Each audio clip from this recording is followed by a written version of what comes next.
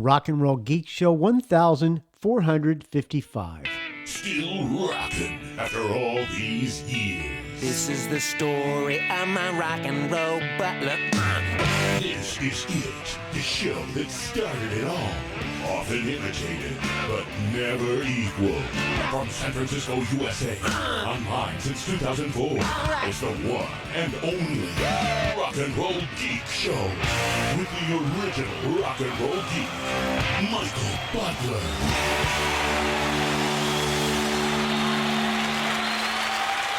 Welcome to the Rock and Roll Geek Show. My name's Michael Butler. Thanks a lot for joining me. I really appreciate it. Today is Tuesday, July 7th, 2026, and it is 1:06 p.m. when I'm recording this episode, and it's after 12, so I'm legally allowed to drink the first sip of the day. Actually, it's the second sip of the day. I started recording and opened the beer and decided what I was talking about sucked, so I hit stop, and I said I'm going to start this over. So the second sip of the day of a fine Tecate in the can in a Yeti, orange Yeti knockoff. For second sip of the day, always the best.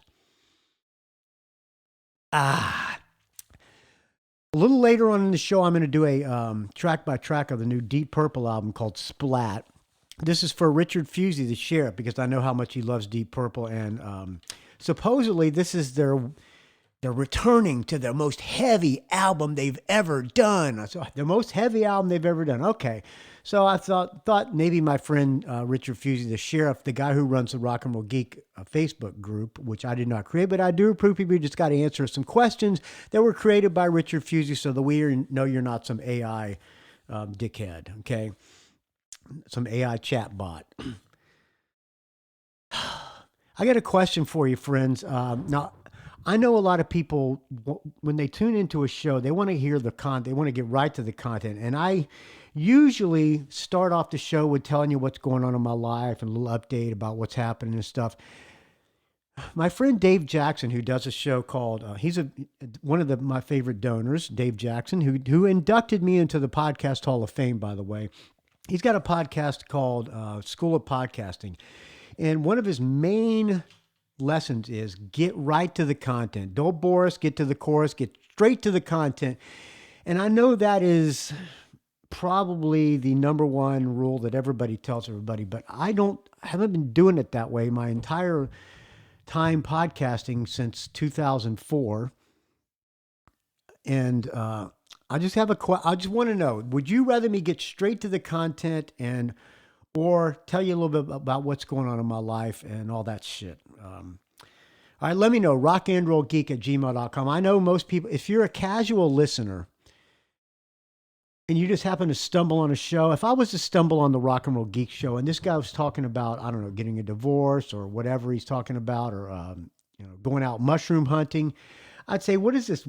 Get to the content, man. But that being said, I feel more comfortable talking about my life. But you guys tell me if you'd rather me stop doing that, let me know, and I will try to wean myself off of it, friends, okay? That being said, I'm going to talk about my life. All right. So the last episode, I told you the news about what's going on, and I got a bunch of shit for it from people in my family, mainly. So we're not going to talk about that right now. But I am going back to San Francisco on Thursday. I'm flying to San Francisco on Thursday, and I have a Chad gig on Saturday. Going to be renting a Penske truck, and I'm going to be taking it to the house in San Francisco, the only house that I own, contrary to popular belief. I only own one house, and that's going up for sale. And I'm flying on Thursday. I got a Chad gig on Saturday. We're playing somewhere in Fortuna, California. So if you're in Fortuna, come say hi, friends. We're playing after a rodeo, opening for a band called Shenandoah, who are apparently very big. I've never heard of them, but I'm not a country enthusiast, but I am a country bass player now, and I love it. So we're opening up for Shenandoah in Fortuna, California. And Monday, I'm going to pick up a Penske truck and loading all my guitars, all my amps, and all my records and all my books and everything else I can fit in that Penske truck, a kayak. And then I'm driving it up to the mountain house and getting the rest of the stuff from the mountain house. And then I'm driving across country all the way from San Francisco to an undisclosed location in the Catskills of upstate New York. It's going to take me, I'm going to try to get it done in 8 days. Why am I telling you this? Because one, I like to talk about my life, not getting straight to the content. So everybody just stumbled upon the Rock and Roll Geek Show, according to my good friend and very knowledgeable podcast coach, Dave Jackson from the School of Podcasting, schoolofpodcasting.com. I should be getting to the content, but I'm not. So I'm driving across the country. I'm going to be, where does it say I'm going to be going to? I put it in, one of those AI apps. Let's see. I'm going to use Gemini. I put it in there and it said, I asked for a, oh shit, I can't find it. Okay, here we go. Here, I looked in there and it said I should go. Oh, let's go to ChatGPT. All right. Rule number 2, don't stumble upon shit on your show because people are going to tune out. La da da. So I'm going up through Reno, Nevada. Then we're going to be crossing in. I asked for dive bars. I asked for a good trip that I can get there in 8 days, and mainly stopping at some dive bars and just see the countryside. So the first stop I'm going to from after I go to the mountain house, we're going to go to Winnemucca. This could change. And the reason I'm telling you this, because if it could change based on you telling me that you got a place along my route from San Francisco to upstate New York, and you have room for me and an undisclosed person to hang out and drink a beer, or maybe even crash on your spare bedroom or something, or take us to dinner or whatever. All right. So if you are along this route, anywhere along the route, let me know. rockandrollgeek@gmail.com, because I would love to meet up with you, friends. So according to ChatGPT, going to dive bars. Day 1, I'm going to be stopping in we're going to sleep in Winnemucca, Nevada. Because there's locals and Nevada travelers frequently recommend the Basque food in Winnemucca. I love Basque food. And then it's got a couple of dive bars to go to and a hotel called the Winnemucca Inn. Then I'm going to be driving to Elko, Nevada. It's telling me only a 2-hour drive. So I may go farther than that, but it says it gives you time to wander downtown Elko and not feel rushed. I've never been to Elko, Nevada. From Elko, Rock Springs, Wyoming. There's some beautiful high desert mountain scenery and a local tavern downtown, and it's a mining town. So from there, I'm going to be going through, what's NE? What is NE? Rock Springs to North Platte. I don't know what NE meant. Is that Nebraska? I think that's Nebraska. So I'm going to be going through Nebraska. Then I'm going to be through Nebraska, through Iowa, Des Moines, Iowa. And again, if you're along the way and want to take your friend Michael Butler and his undisclosed friend to a bar to have some drinks or food, or you want to let them crash on your spare bedroom, let me know. Going through Iowa. Then from Iowa, we're going to be going through Joliet, Illinois, or somewhere around there. Then through Cleveland, Ohio. Then all the way to an undisclosed location from Cleveland.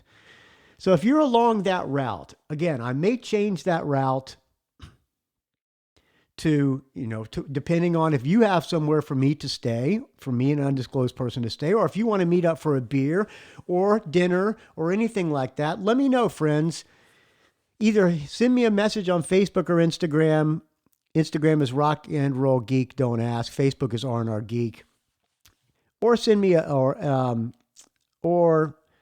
send me an email, rockandrollgeek@gmail.com, because I would love to make this trip a rock and roll geek meetup trip across the country while I'm in a Penske truck full of everything I own.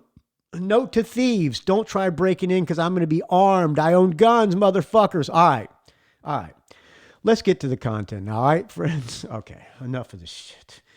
So in 2008, Paul Westerberg put out this record called 49. It's 49 dot. It's like 49.00, like 49 minutes.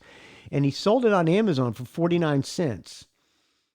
It came out with no advance notice, and most of the world never even realized it exists.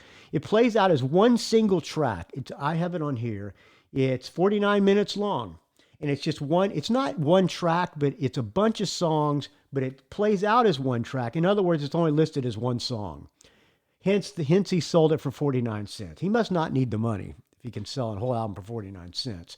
Let me take a sip of this fine Tecate. Oh, that is so good, so good. Most of the world, I'm reading this from Stereo Gum, by the way. Most of the world never realized it exists. 49 plays out as one single track with no track lists.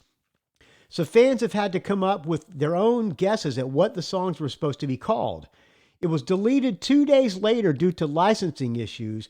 According to Paul Westerberg, he said 10 publishers came after us immediately because I used all these snippets of songs that I recorded. He later explained years later that he put it out on SoundCloud with the message, I tried to release this in 2008 and had a lot of problems. The reason, let's listen to, I'm going to keep going with this story. Later this year, Mickey Dolenz will release an album called Timeless, a new EP that features songs written by Andy Partridge from XTC, Shelby Lynn, and Adam Schlesinger. Was he from Fountains of Wayne? I think he was in Tinted Windows too, wasn't he? I'm not positive. I'm not an authority on that, Adam Schlesinger. Anyway, it's one more interesting late career move from Mickey Dolenz, a man who recently released an EP of REM covers and sued the FBI for the release of the Bureau's secret fine on the Monkees. His newly released single is called Terry. It's a cover of the opening track from Paul Westerberg's 49, commonly known as Tell Me Who You Gonna Marry.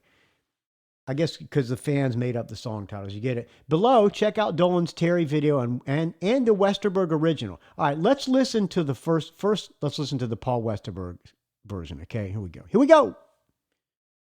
Is it playing? Is it gonna play? Let's see. Here we go.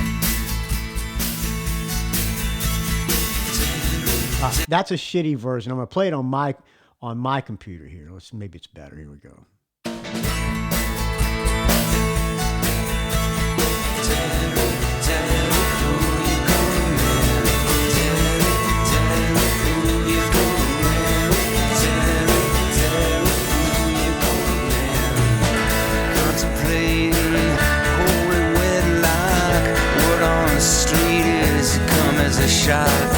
If you don't have this album, you may not be able to find it now. I'm sure somebody probably posted the whole thing on YouTube.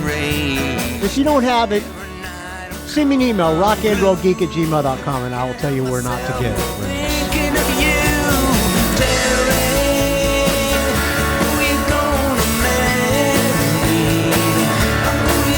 I won't play the whole song. I'll play part of it.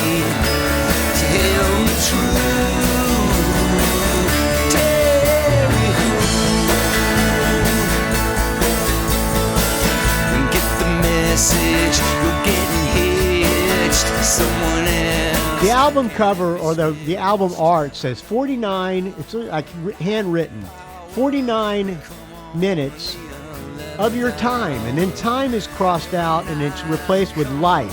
So 49 minutes of your life for 49 cents. Catchy tune. As you know, Paul Westerberg was one of the great songwriters of our lifetime.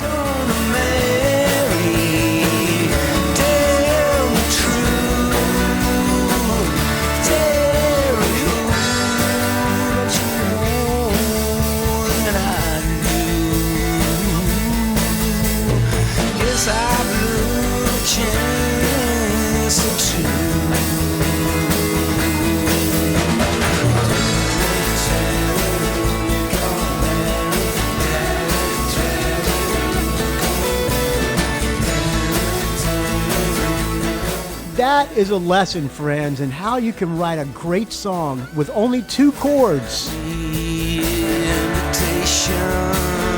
I tend with deep reservation. Any reason now time to speak? I guess technically it's 3. stood up and wanted to run. I shouted out, I'm the only one. Terry, who you gonna marry? Who you gonna marry? Tell me true.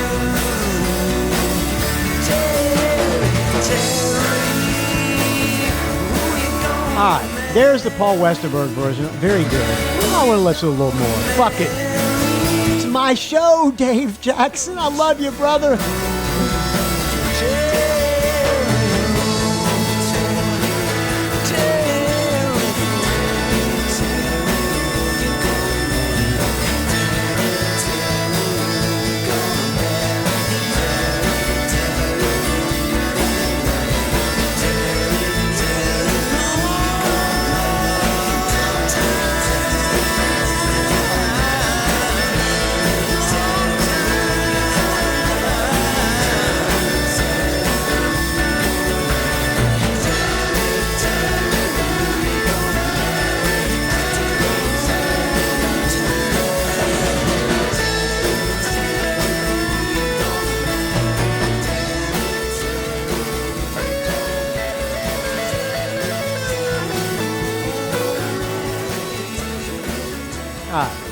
There you go. Then it fades out, and it goes right into another song. Okay. So here is Mickey Dolenz doing his version of that song. Different key.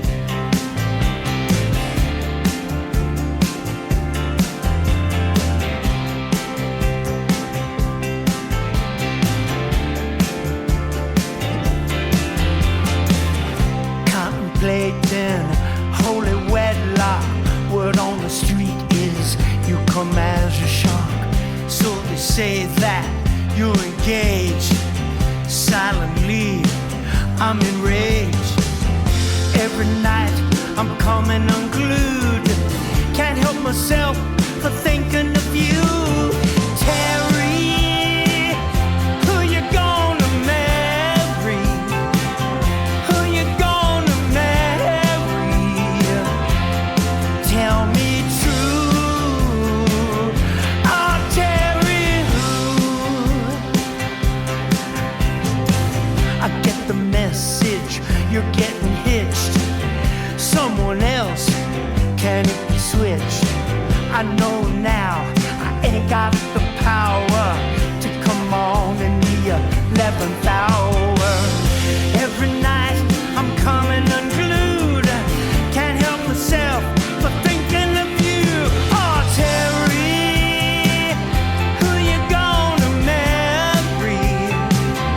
Who you gonna marry? Tell me true. Oh, Terry, who loves you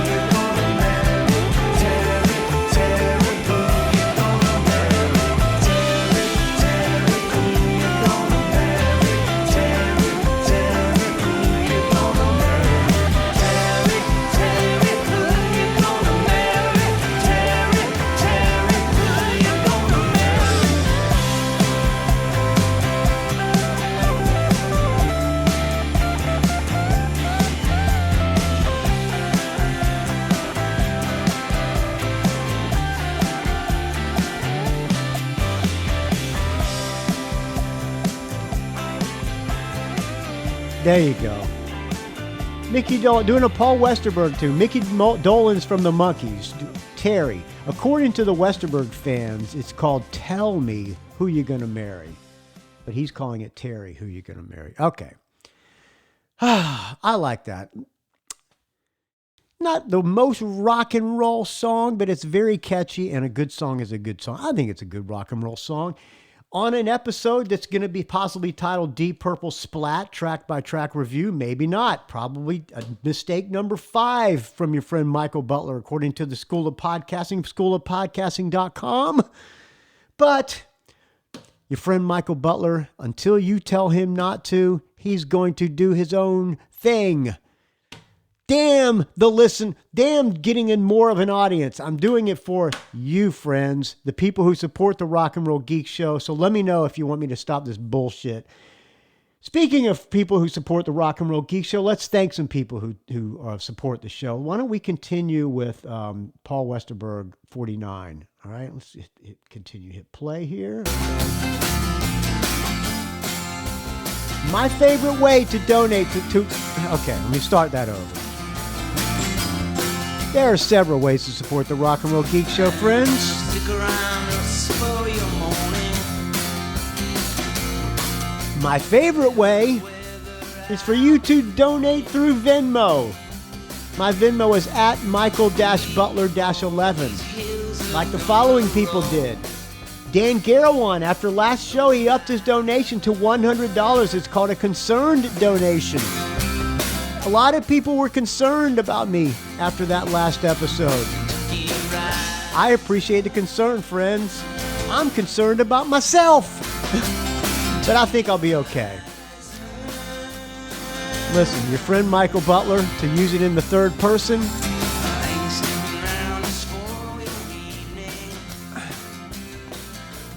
I've been through a lot, friends. I'll make it through this one. I might be tattered and worn. I might be without a friend. I might be without a friend. But I'll make it through it, friends. Thank you, Dan Garawan. You saved the show this month with your $100 concern donation. John Morgan with a $50 hang in there, bud donation. Hang on, buddy. Hang in there, baby. Kirk Crawford, $50. Tim Schall, $50. You all saved the show this month, friends. I appreciate it. I'm unemployed / retired. And it cost me $3,000. It cost me a shitload of money to rent this Penske truck, and it's going to cost me a lot of gas money to drive it across the country, and a lot of money to stay in hotels and campgrounds or wherever, and food. So I need your help more than ever, friends. So I appreciate all your donations. Kirk Crawford, $50. Tim Schall, $50. Rockbottom Rob Giglio, $25. Gregg Brofer, who I'm praying for you, friend. You and yours, $20. Blake Johnston, the Rock and Roll Brian Cranston, $20. Todd Cunningham, friend of mine, a friend of the show, $10. Danny Borden, $5 Shitty Dude donation. Stephen Cohen, $5. Richard Fusey, the Sheriff, with 2 donations. $4.44 and $6.66. And finally, Bruce McMillan, $3. Those are the Venmo donations. Venmo at Michael-Butler-11. I appreciate it, friends. I don't know what the names of these songs are. They just kind of blend in together.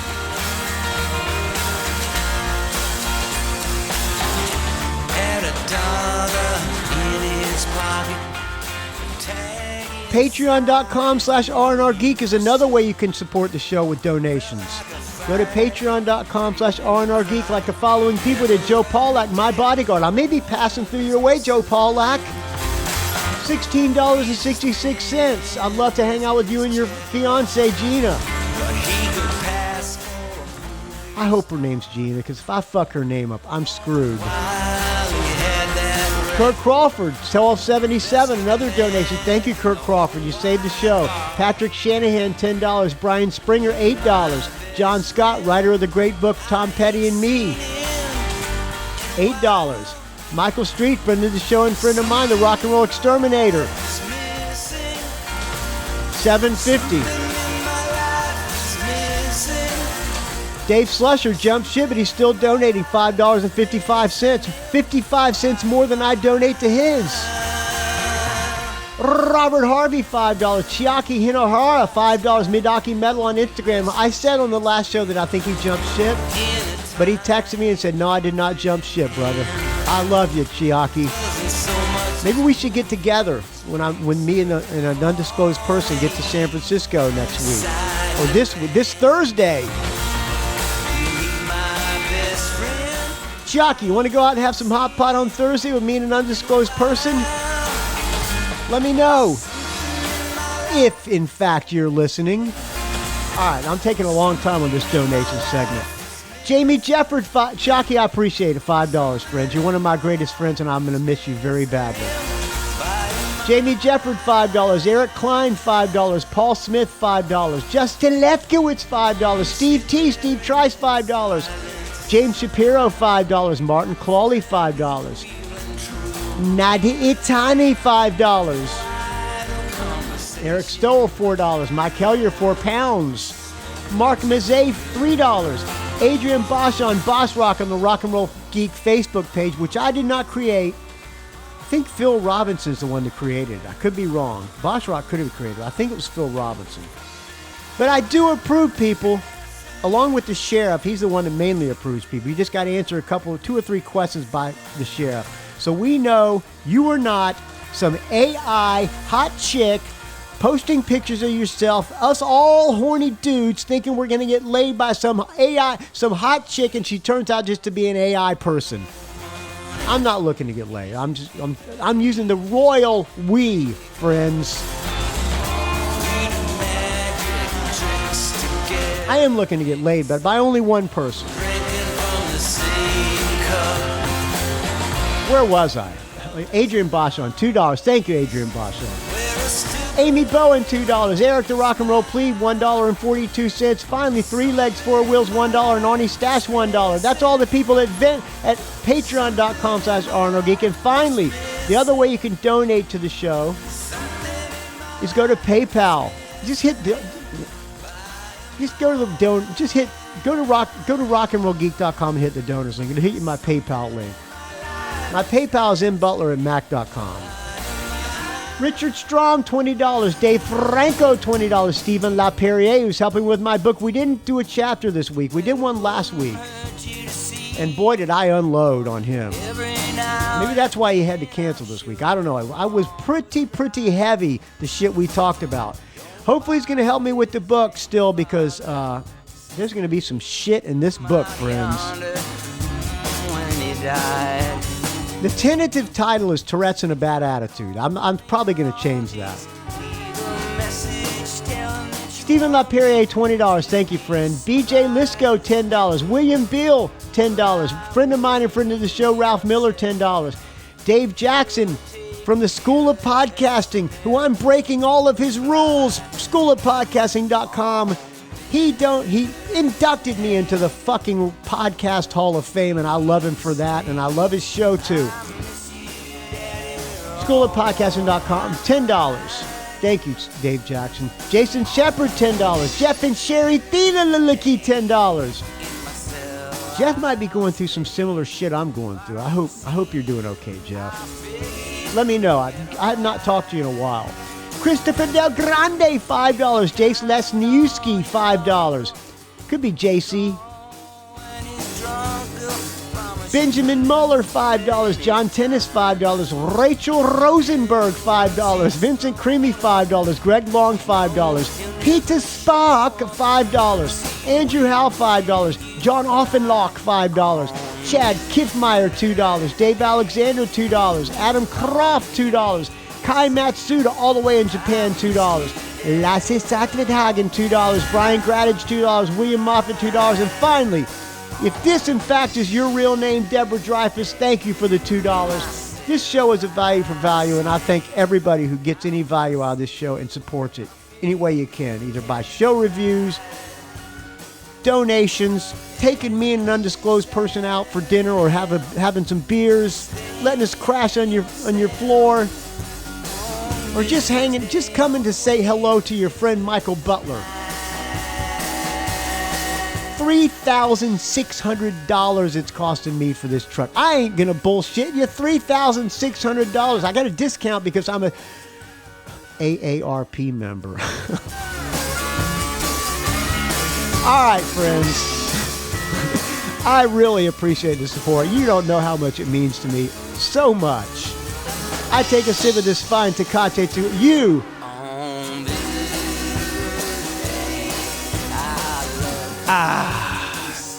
Let this track of 49 minutes of your life from Paul Westerberg finish out.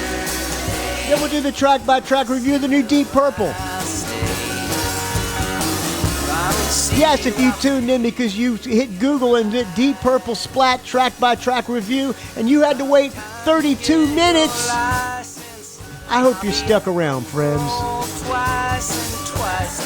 And if you did stick around, it's on Venmo at Michael-Butler-11. Thank you, friend.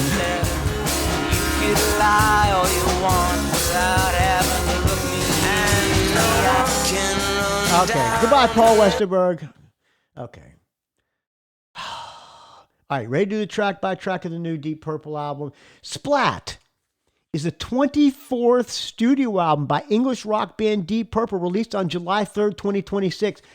Didn't they say they were retiring 3 albums ago? I'm almost positive they did. It is the band's 6th collaboration with producer Bob Ezrin, who has produced every Deep Purple album since 2013. So now what? I think that was their farewell album. I could be wrong. It is their second album with guitarist Simon McBride, who did he play with? A band called Snake Charmer, and as well as recording with his own band and teaching at BIM in Dublin. I guess he's Irish. McBride, duh. Okay. Following 2024's One, which I might have done track by track of that, I'm not sure. It was described as the heaviest Deep Purple album in many years by the band. Okay. First single was Arrogant Boy was released on May 12th, which I must have missed. The second single, Diablo, was released on June 5th. And then the third single was just released on June 20. Why can't I say the word June? On 23rd of June. And with an accompanying music video. I guess I got to look at these music videos. All songs were written by Don Airey, keyboard player, Ian Gillan, who I love. When we recorded with Chris Tangarides, when I was in Exodus, we recorded it at Battery Studios, and he did Ian Gillan's solo album called Toolbox. And he said that when Ian Gillan would record his vocal tracks, he would have a hot girl in the vocal booth giving him oral sex while he was singing. Chris Tangarides, may he rest in peace, swore by this. I love Ian Gillan. Wrote clever lyrics. Roger Glover, great bass player, way underrated bass player, who also produced several Nazareth albums. Simon McBride and Ian Pace on drums. Ian Pace is original member, isn't he? Original member, Deep Purple. So is Roger Glover. And Ian Gillan, I don't think he's an original member, but he's probably my favorite singer of Deep Purple. Also the singer of the great underrated album from Black Sabbath called Born Again. The muddy production makes it even heavier. I fucking love that album, man. All right. Oh, additional musicians. Keith Urban played on Diablo, and Bob Ezrin did some background vocals. Again, produced by Bob Ezrin.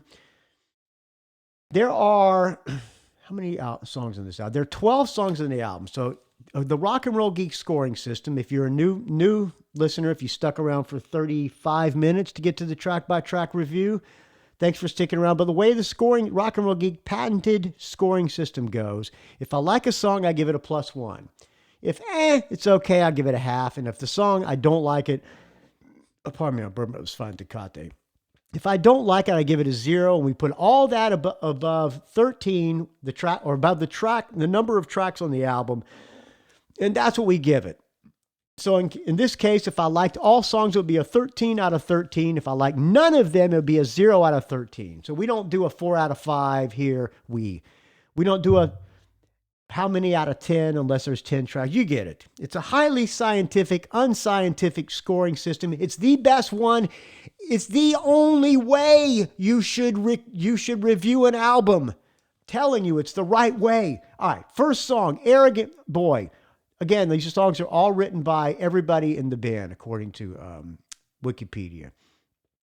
The album cover, it's kind of like a Hypnosis-looking album cover. I don't even get what it's Splat. It's got a guy walking like in the sky, and it's in the ocean, and I don't get what the album cover. Does it say about what the album cover is on Wikipedia? No, it doesn't. The album cover was done by No, it doesn't say. So I don't know who the album artist is. But it's a pretty cool album cover, actually. I kind of like the album cover. It reminds me of a Hypnosis album. Storm Thurgeson, rest in peace, friend. First song is Arrogant Boy. Now, Richard Fusey, the sheriff, posted on the Facebook group for you. He posted yesterday for you to give your reviews. So I don't know how many people contributed to this. So I'm going to pull it up here. Got 13 comments. I'm not sure how many people contributed. Richard Fusey gave his score. Mike Cranston gave his score. Stephen LaPerriere, helping me with my book, gave his score. Phil Robinson, the guy who I think started this group, gave his score, and that's about it. So, and a couple of people also just gave general thoughts on the album. So I'll compare scores with the listeners of the friends of the show. First song, Arrogant Boy.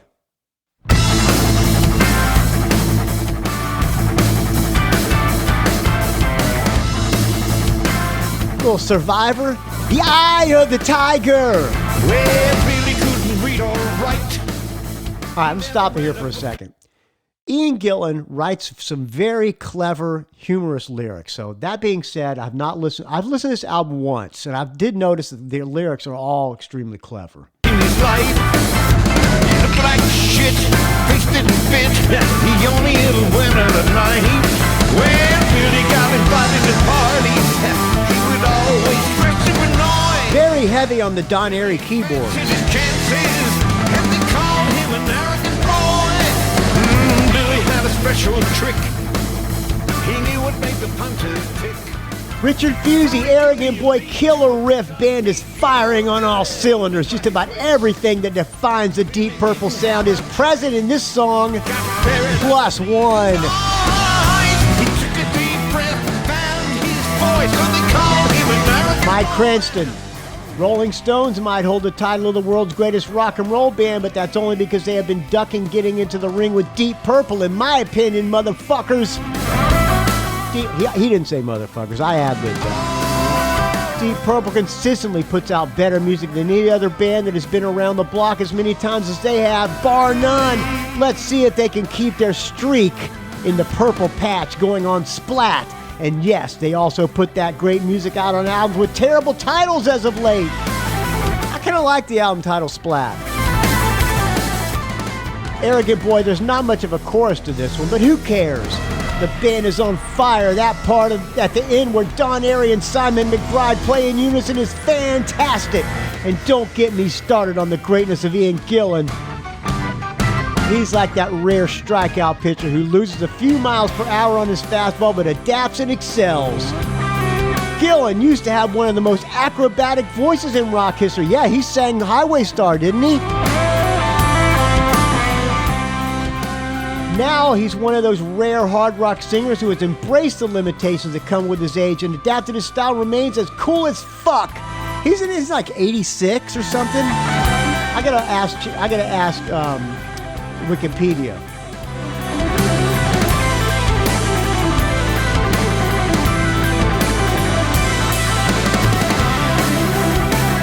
1945, 55, 65, 75, 85, 95, 2005, 2015, 2025. He's 80, 81. Now he's getting hard to destroy. He gave us strength and now we walk him in the path of an arrogant boy. Yeah, Billy lives his life in the dirt. He didn't win. Mike Cranston gives it a +1. Oh, wait a minute, did he? Yes, +1. Stephen LaPerriere, Deep Purple killer from the get-go. It's almost arrogant to put out some heavy shit like that at their age. +1. How old is Roger Glover?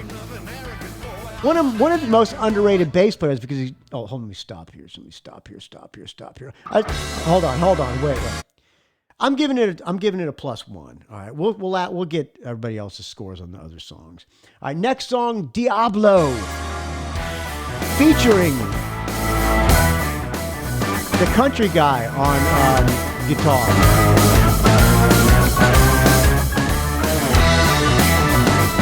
I was finding out how old Roger Glover is. 1945, he's also 81. How about Don Airey? 48. A little younger. She made her way to Diablo, the most dangerous place on earth. But my girl didn't care too much about that. She was there to prove her worth. By the way, Stephen LaPerriere gave it a +1. Phil Robinson also gave it a 1.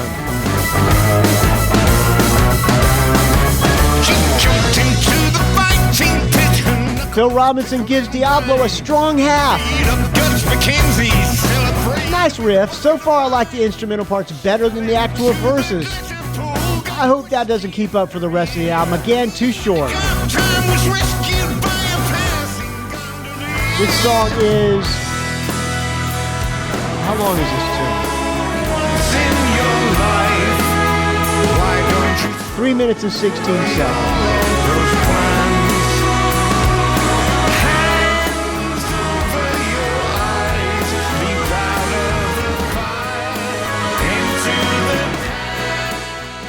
Stephen LaPerriere gives Diablo +1. Heavy riff, classic back and forth, Purple classic. Back and forth he means by Don Airey and the guitar. I see that. Classic Purple, you're right. Us fans call him Purple, man. Mike Cranston. Simon McBride shines on this one. The solo is great. He and Don Airey are really locked in on the main riff. And the album as a whole. This is another one where we only get the chorus once. Huh, interesting. Only the chorus one time. It's another one where we only get the chorus one. It's not the greatest chorus. The fan in me wants to give this a +1, but I'm going to put it on my critic hat and give it a strong half. Now, who really matters is the Sheriff. Another good riff, classic back and forth call and response between Don and Simon and guest guitarist Keith Urban. +1. I'm giving it a strong half like the other two, like Stephen LaPerriere and Mike Cranston.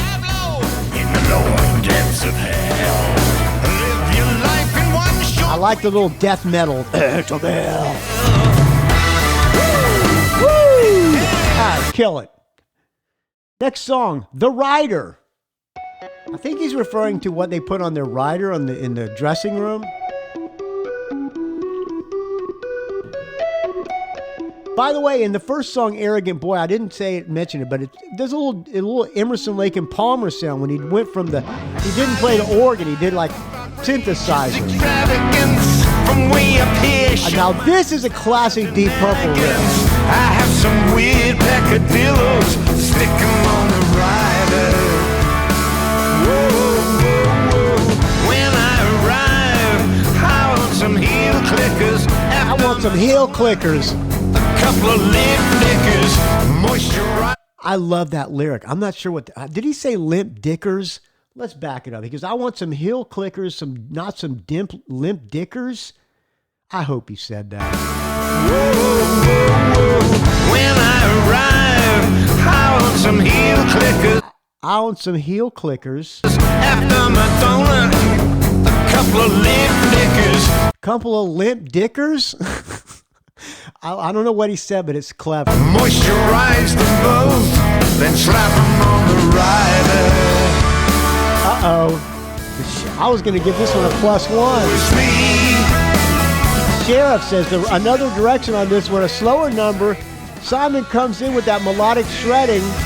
He gives it a half. Can't do my thing without a abrasive super hot psychologist. Cover my Mike Cranston. sincere apologist. Where's the thumb? I know I wrote. Great funny lyrics and the first catchy song that is a major part of a song, a +1. Take me up in a private elevator. Don't forget to Stephen LaPerriere. I find it less interesting, heavy. I find it less interesting musically, seems less in your face than the first two ones. The guitar solo makes it a +1 for me. It's me. You'll never Oh, Phil Robinson. know. Soft +1. This one sounds a little reminiscent from the Perfect Strangers album in place. Yes, I agree. It's a little like, it's not the kill, it's the thrill of the chase.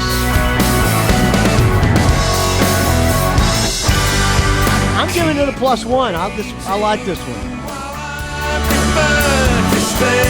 Are all these songs great? They're not great songs, but they're fucking classic Deep Purple. Deep Purple's still putting out albums. I do resent them a little bit for pulling the retirement card out. Solo. Simon McBride, everybody.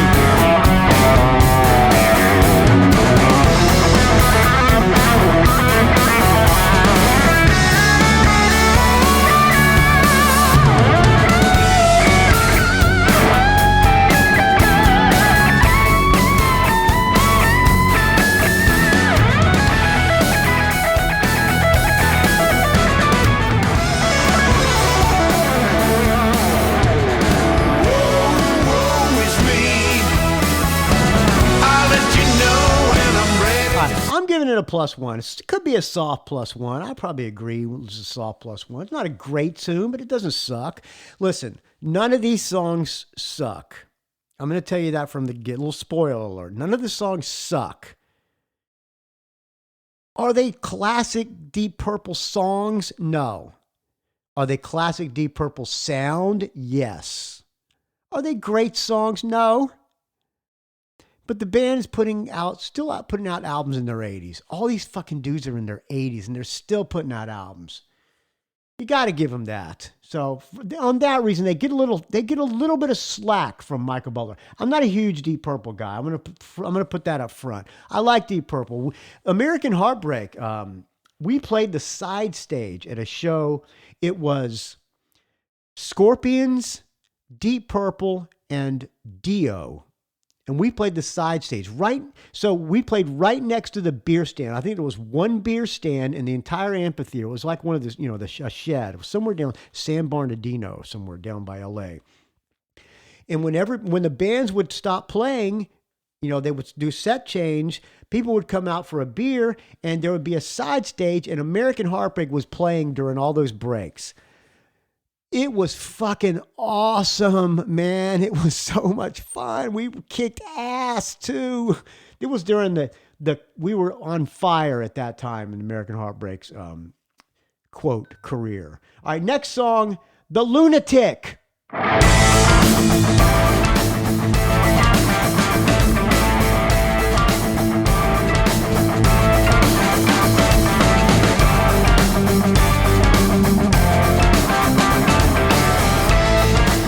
Keyboard mix pretty heavy in this album, pretty up front. There was a time I liked it, now I don't know. I gotta say, the first time I listened to it, I was going, these songs are fucking average, man.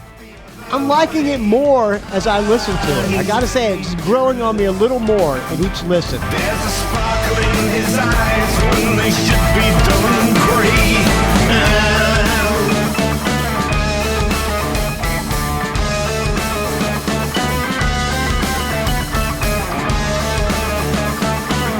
Little proggy there. He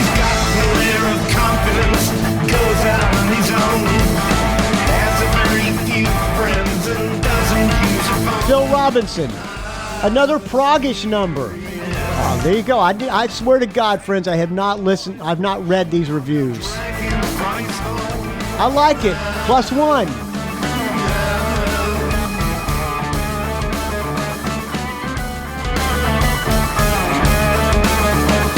Stephen LaPerriere. The type of song you expect from Deep Purple. No deceptions here. Heavy, everything sounds great. Gigantic +1. Once he was a lovely lad, compliant and tame. Here's the chorus. Must have happened to turn him insane. He lost his way, and now he's full grown. He's a lunatic with a mind of his own. Mike Cranston, the only thing missing from this track is that keeps it from being a primer on modern Deep Purple in 3 minutes and 48 seconds is a lack of a traditional guitar solo. Chorus is great, riff is great, takes you in an unexpected instrumental detour. It's another +1. What do we think the sheriff's going to give it? I think he's going to give this one a +1. From start to finish, not a thing I can say negative about it. Sounds relevant and new. I think it's perfect. Big +1. I'm gonna see if I can make it to the bathroom before this song's over. I hope I do, friends.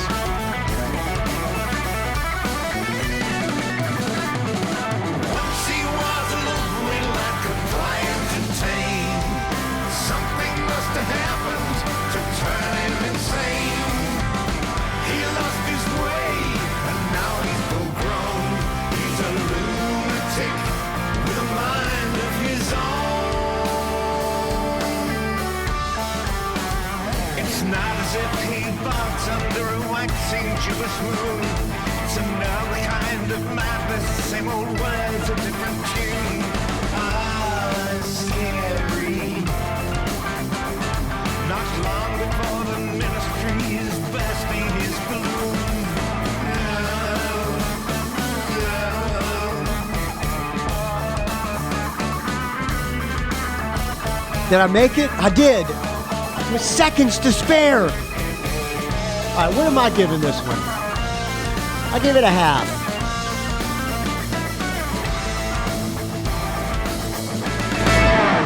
All right. Am I the only one who gave it a half? I think I am.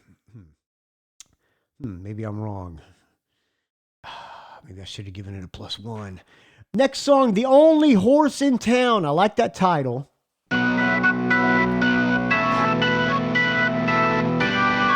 Big church organ. Build up.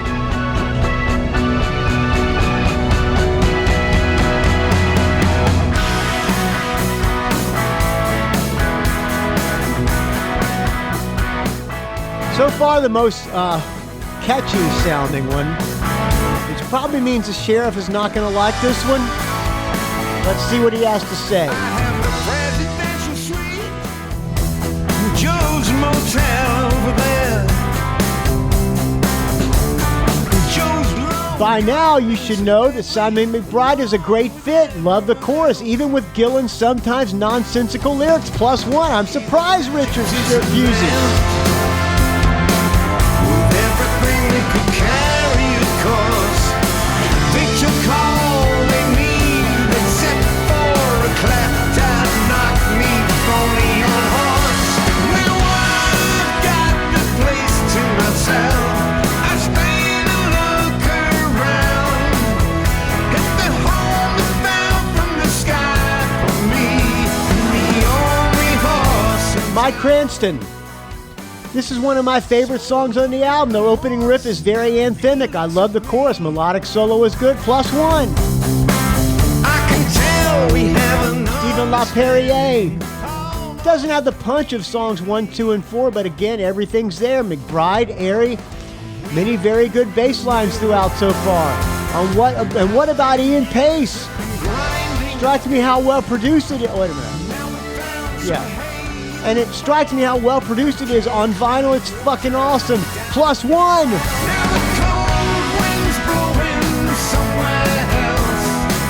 I'm giving it a +1 as well. Phil Robinson. Soft plus one. Weird story song. I guess it's good. I guess it's a good thing I like weird story songs. We got nothing to hang on the wall.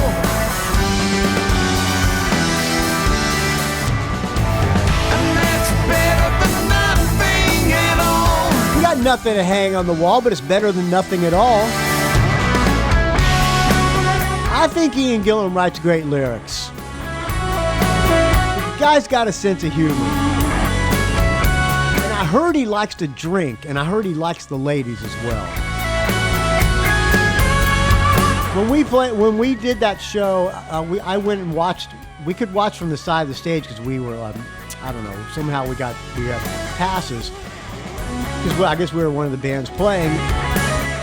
He said, "I am a cunning linguist."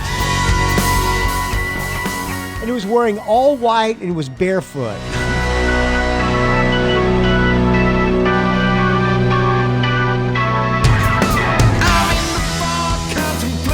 All right, next song. Let's keep this thing moving. Sacred Land. Sacred Land.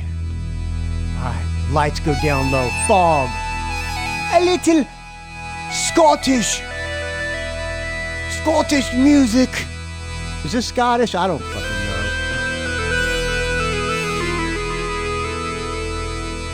It's Don Airey. Don Airey, heavy Don Airey on this album.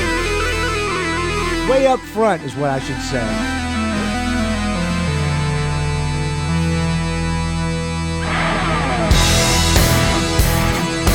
I like that. That's heavy. I pushed into the mist and saw two northern craggy men. A little generic metal for old, like a legacy metal. Fight again. Once wrong, So, sounds like something sounds like something Judas Priest might write nowadays. and put away their swords. A holy stone, a secret land, a legend in the glen of Craig and Turk. They placed their weapons on the ground, set them softly in the moss, one upon the other, shipped and laid across. The futile Phil Robinson. Again, the instrumental sections are more interesting than the main song itself. A half. had done with making war. A holy stone. Stephen LaPerriere. Great keyboard opening. I love it when the guitar kicks in. The exchange between Airey and McBride is certainly one of their best. +1. I will take it through that exchange before we kill it. Mike Cranston, apparently he's the biggest Deep Purple fan in the world. This one grabbed me from the beginning. It speaks to my Scottish heritage. I love everything about it. +1. I knew it. Knew it. I got a feeling the sheriff's going to give this one a half. Oh, here we go. The exchange. Don Airey.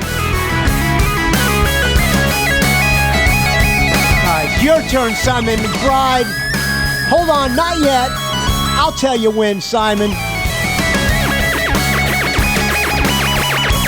All right, you now, Simon. I do like this exchange.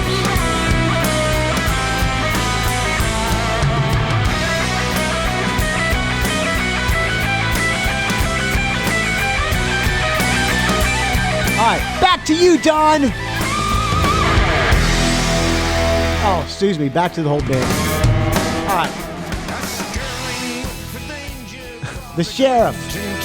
Something for the prog fans, but don't worry, this is a hard rock album. Don Airey opens with cool synth intro and then a nicely placed pick slide from Simon. And the song plods on, and Ian tells us a story before Don and Simon appear again with a vengeance. +1, motherfuckers. Holy stone. I'm giving it a half. Just so I can be different. Keep my rock and roll credibility. Alright. I shouldn't be playing these all the way through. We're just gonna be fucking forever show. Next, number 7, Beating of Wings. A little bluesy number.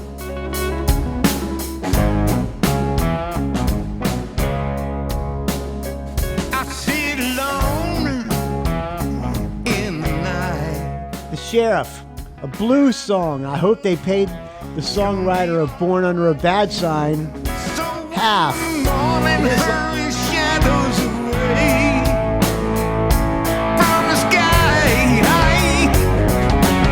Ian's voice sounds great on this, though, Sheriff. I sit and wait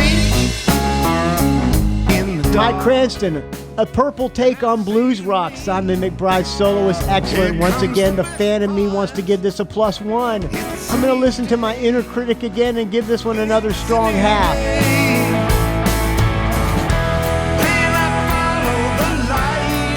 Stephen LaPerriere. I really like the intro, the bluesy tempo, but they lost me somewhere after minute 1 until the McBride solo. Half. Finally, Phil Robinson. I like the chorus, the verse, and not so much. Let's get into Simon McBride's solo. I'm with you guys. This is a half. I'm with you on it. It's a weak half for me.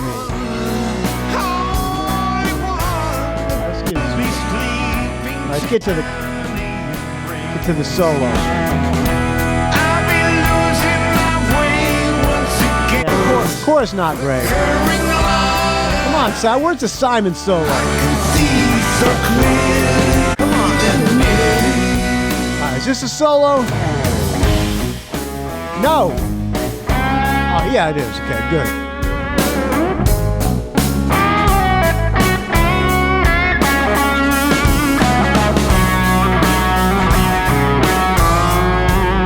This is a song with you go get a beer when this one's playing. Good solo. Guy's ripping guitar player.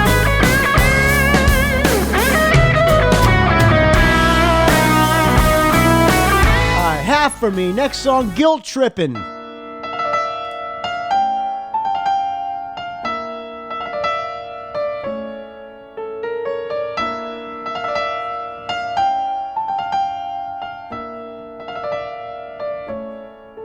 Phil Robinson.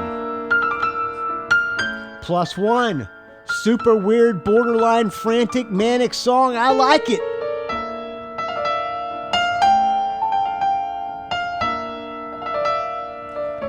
Isn't it weird hearing Don Airey play piano and not the organ? Am I wrong? I'm not a hardcore Deep Purple guy, so I don't know does he play piano on other albums? Here comes the marching band snare drum from Ian Pace.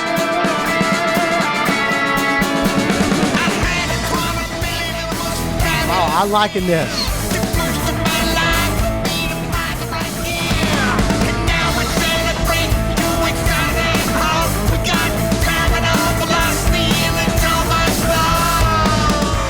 Stephen LaPerriere, great piano intro. Then sets the studio on fire. High energy Ian Pace. Gee, wow, +1. Gee, wow. Yeah, I like this one. Mike Cranston. Another one of my favorite songs on the album, the doubled vocal in the verses. Gives it a manic quality that contrasts beautifully with the more tranquil chorus.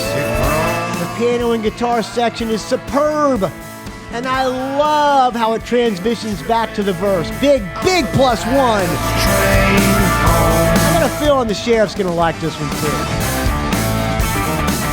Again, Don and Simon are amazing, plus they make a great video of it. +1. I didn't see the video. I gotta look at the video.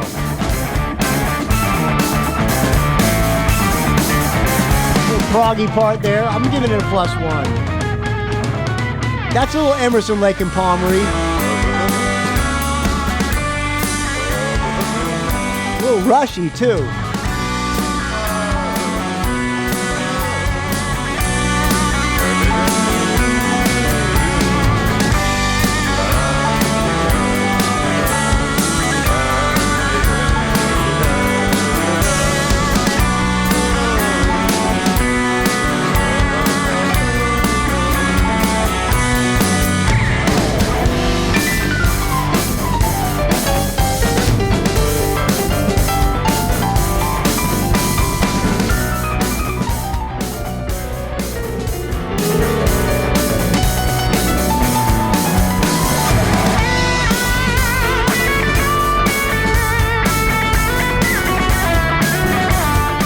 I'm giving it a +1. Let's move on.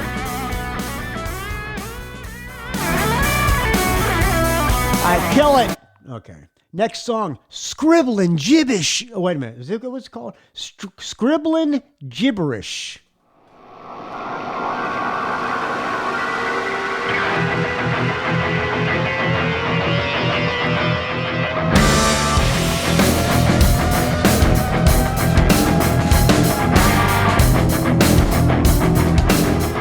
The Sheriff.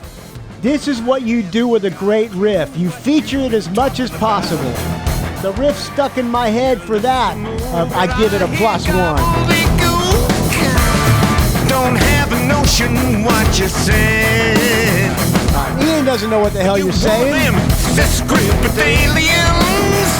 sound like you're talking to aliens, man. Gibberish back at you. Scribbling gibberish back at you, motherfucker. Gibberish, if only you knew. Another crap. Who else could come up with a riff, a lyric called Scribbling Gibberish? Prove I'm human. Show you I'm But a man who's lived 81 years of hard life. It's greasy bikes or steps. Any more of that, and I will wring your bloody neck. More of that, I'll wring your bloody neck. Gibberish just for you. Nothing but gibberish. Shoot back at you. Mike Cranston, I really like how heavy this one sounds. The chorus isn't bad, and McBride's solo is excellent. Still, I'm going to give it a strong half. Stephen LaPerriere. Sounds like a leftover from 1 = 1, but that should have made the album if that's the case.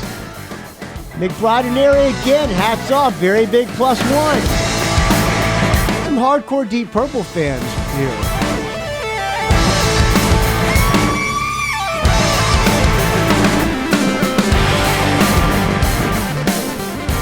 Phil Robinson, great opening section that's repeated in the bridges between the verses. Oh wait, that's wrong song.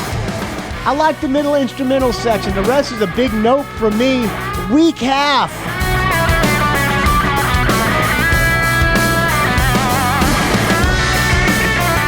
I'm gonna give it a strong half.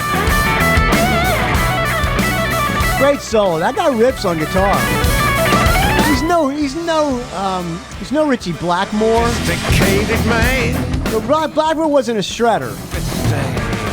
He was just a badass guitar player. The cease and desist. A strong half for me. Next song, Jessica's Bra.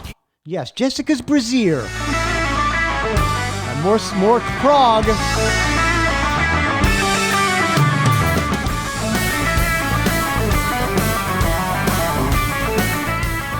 Phil Robinson. Great opening section that is repeated in the bridges between the verses. Another strange one, but I wouldn't skip it when it comes up. And here I was thinking this was going to be a groupie song. See if we can figure out what it's about.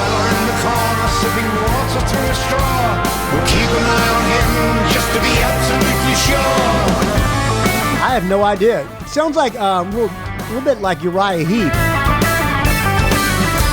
There's somewhere to escape from the unpleasantries of life. A chance to get away from all the trouble and the strife. Nelson's falling over while he's lying down. We all respect his talent, so we'll leave him there for now. And the fella in the corner sipping water through a straw. He's completely motionless. What the hell's he waiting for? I had no idea where Jessica's Bra fits into this.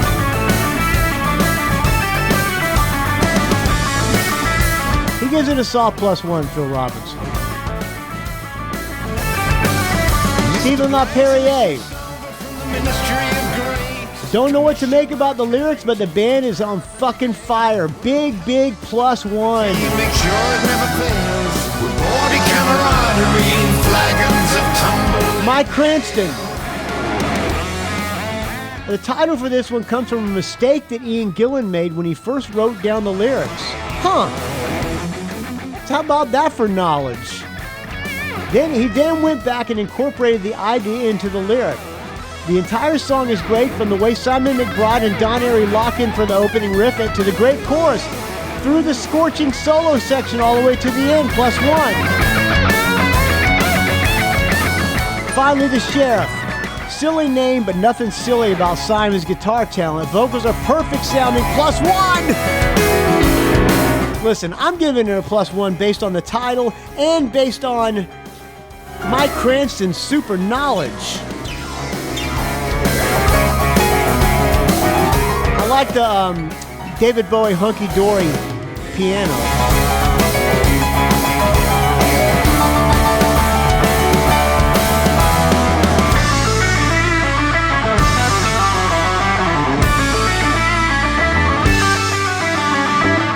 I guess you call this a breakdown. I like the breakdown. I'm opening up another beer.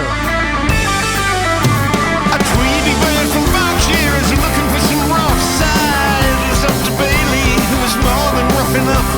And now the vicar's daughter's doing handstands up the wall. The boys reach out to grab her before she takes a fall. If you want to know what happened to the funny little fella, he's being educated at a session in the cellar. And should you still be wondering? All right, we're going to kill it. Next song, Third Call. 3 more songs to go. We're getting a long song. I wanted to go look for some mushrooms. I don't know if I'm going to have time. All right, you know this is Deep Purple when you hear this organ. Beer number 2. This is a Labatt's. Labatt's Blue. It was on sale at Walmart.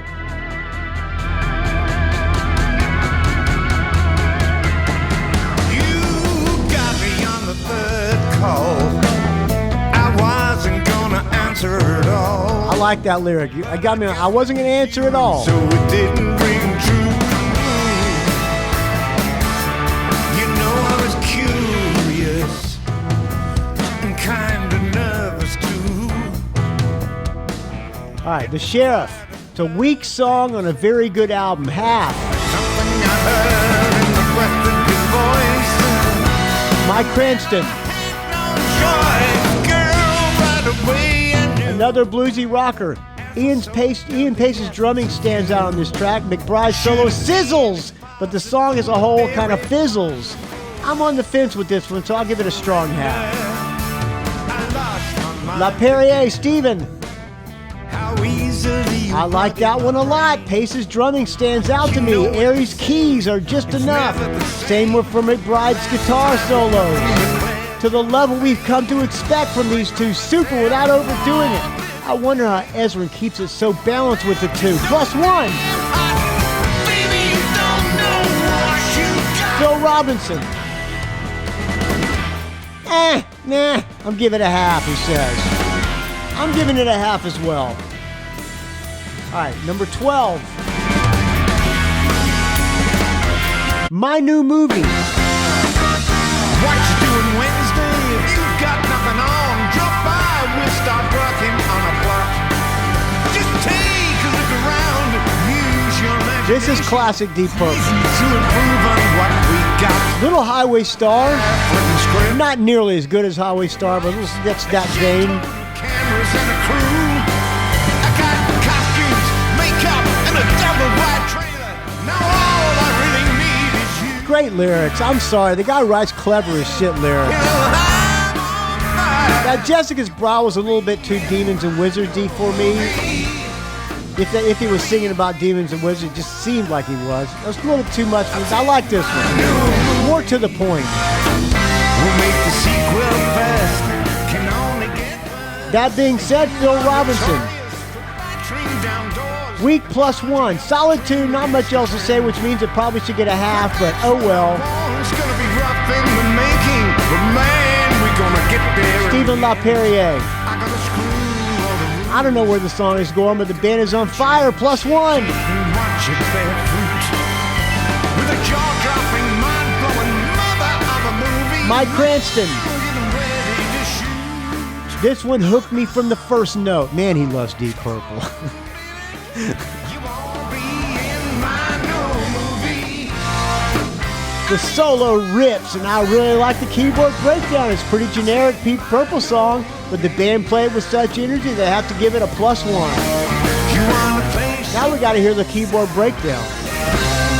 You ain't seen nothing yet. The sheriff, strong number 1. Oh, he says a strong number, +1. We'll get into the breakdown, and I'll give you my score.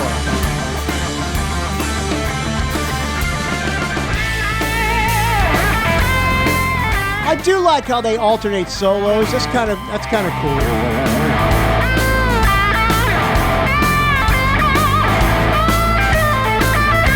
You guys got a great guitar tone.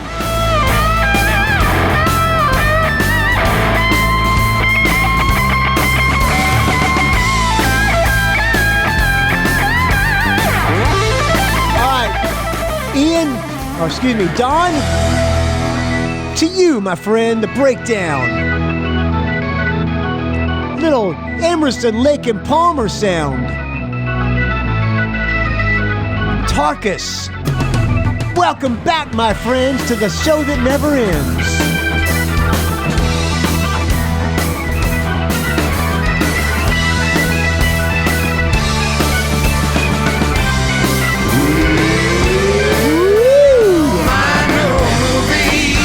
I'm giving it a +1. I'm giving it a fucking +1. Next song, Splat, the title track.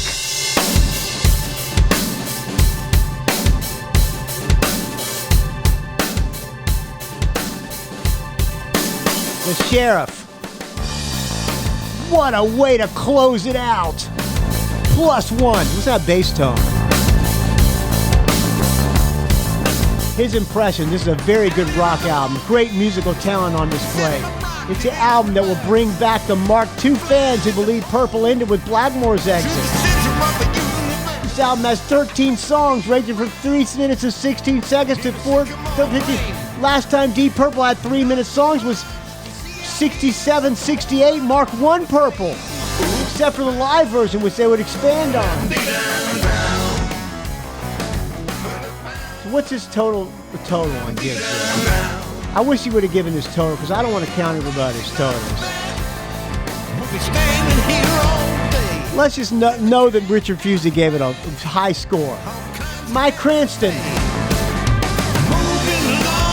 I love how Pace and Roger Glover lock in and make this one groove from the start. Just the sound of a bunch of legendary musicians and their hot shit younger guitars having a good time. I love everything about this closing title track. My favorite song in the album, big +1. He gives this album an 11 out of 13. Genuine Thunder Mother fan score. He would have given it. This one will definitely be in his top 10, he says. Stephen LaPerriere. Mr. Ian Pace on the drums and Roger Glover on the bass. Wow! +1. He gives it a 12.5 out of 13. Solid top 10 contender. I always say you got to build on the good you did. That's exactly what they did from +1 to this. Impressive. Everybody's outstanding. They all shine at one point or another. Ian Gillan learned, as he proved on =1, that he's mastered his voice and he sounds fucking good. And Don Airey got that Deep Purple organ sound even better than on =1. Great album. Phil Robinson. Nice riff, nice groove, nice instrumentation. I'll admit I didn't give this my full attention and proper listen until it properly deserves, but I'm afraid the score might actually go down a bit if I start really analyzing things. He gives it a 10.5 out of 13. Magnus Stenson sounds like Deep Purple, the pumping rhythms. Most likely I won't listen to this album again. I'm giving this one... Fuck it, I'll give it a +1. Let's tally up mine. 1, 1.5, 2.5, 3, 3.5. Wait a minute. 1, 1.5, 2.5, 3, 4, 4.5, 5, 6, 6.5, 7.5, 8, 9, 10. I gave it a 10 out of 13. Let me make sure I'm right on this kick. Math ain't me forte. 1, 2, 2.5, 3.5, 4, 5, 5.5, 6, 7, 7.5, 8.5, 9, 10. 10 out of 13. There you go, friends.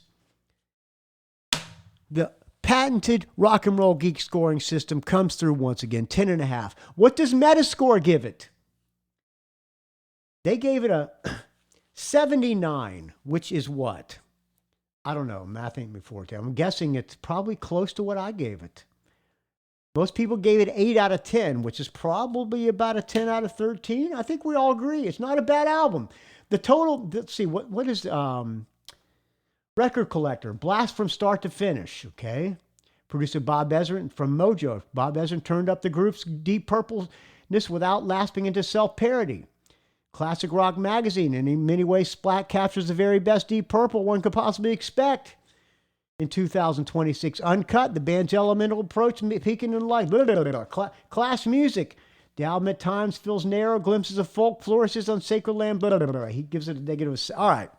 If you agree with me, friends, and everybody else who reviewed this, by the way, thank you for contributing, friends. I appreciate it. It helps out the show, and it gives me content. If you agree with us,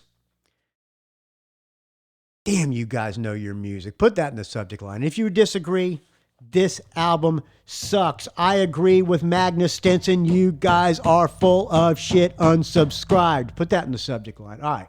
Thank you for listening, friends. I'm going to close out with one more song. Brand new Airbourne. Australian hard rockers Airbourne, who, by the way, I'm the very first person, radio or podcast, to ever play Airbourne in the United States. And I got a jacket presented to me from their manager, who I was at South by Southwest with Jasper. We're hanging out in the lobby of some hotel talking, and a guy walks up to me and goes, "Are you Michael Butler?" I said, "Who wants to know?" And he goes, "I'm the manager of Airbourne. I recognize your voice."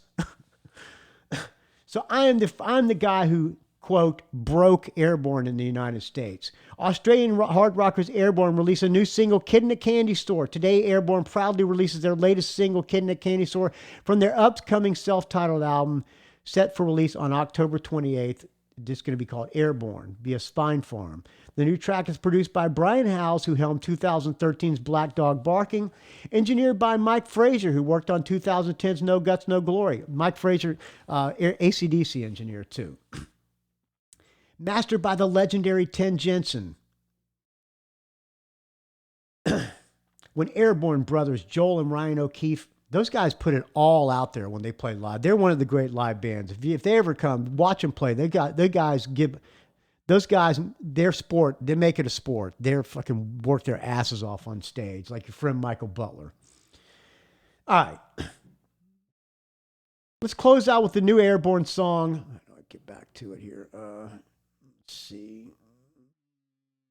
Kid in a Candy Store. Thank you for listening, friends. I'll talk to you soon. I got to use the bathroom, so I'm going to piss while this song is playing. Here's how you can reach me. Go to rockandrollgeek.com is where you can find the show. Find me on the Facebook, R&R Geek. Send me an email, rockandrollgeek@gmail.com. You can find me on the Twitter, R&R Geek. Find me on the Instagram, rockandrollgeek. Don't ask. Again, if you're going to be anywhere along my trip, go back to the beginning of the show and listen to where I'm going. If you're going to be anywhere on that route, like put all those names of those towns, and if I'm anywhere on that route, just draw a line across the map. And if you're anywhere along that line, hit me up, friends. I would love to meet up with you. All right? I really would. It would be nice to see some friends. I've never driven across the country, except when I was in Stevie Sletta. We drove from Jacksonville to California. I've never driven from California to New York. So this is going to be quite the adventure in a 16-foot Penske truck. Broke off my ass from spending $3,600. By the way, if you want to buy a house in San Francisco, look me up as well, friends. All right, I'll talk to you soon. Here is a brand new Airbourne. I'm heading to Florida, so you probably won't get a show. Well, you may get some short episodes. Maybe I'll do a daily road trip show. Maybe we'll do that. That's a good idea. A road trip across the country show. A show a day, or maybe show every day, every other day. Hopefully me and the undisclosed person will have a good time, and I'll be in the mood to do a show. Please, God, let that happen. All right. Here's Airbourne. I'll talk to you next week.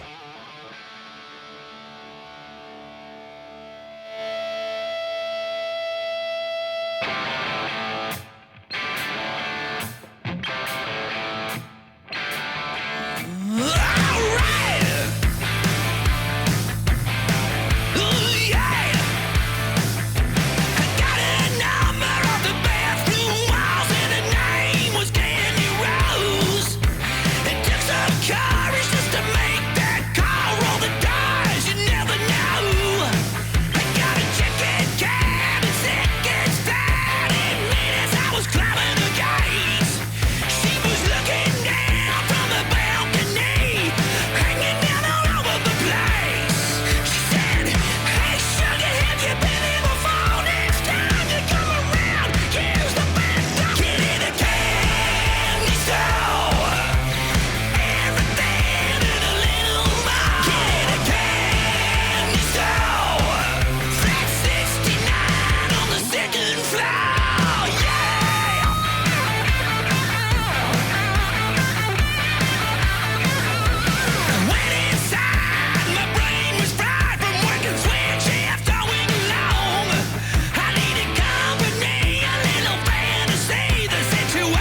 Was clearly on. She had raven hair and ruby lips, had the body of a movie star.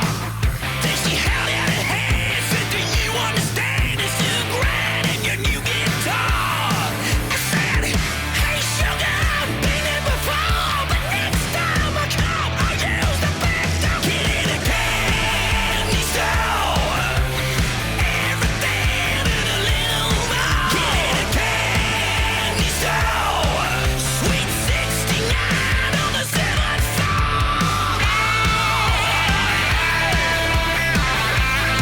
Take my money, take my car keys too, baby.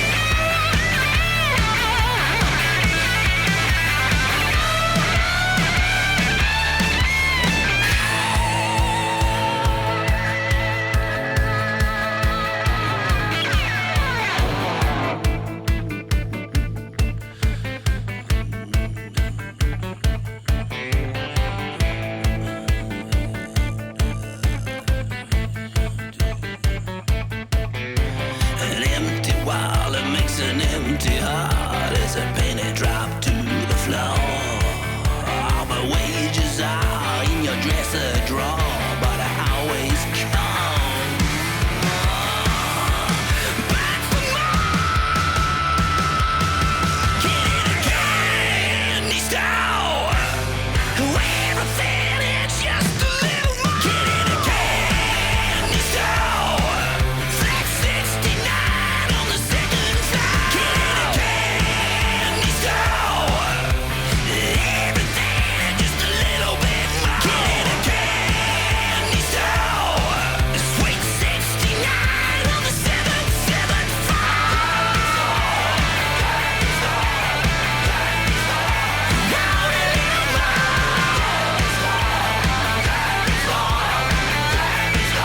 on the 7th floor.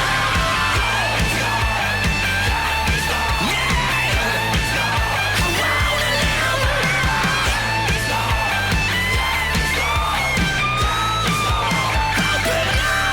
your door.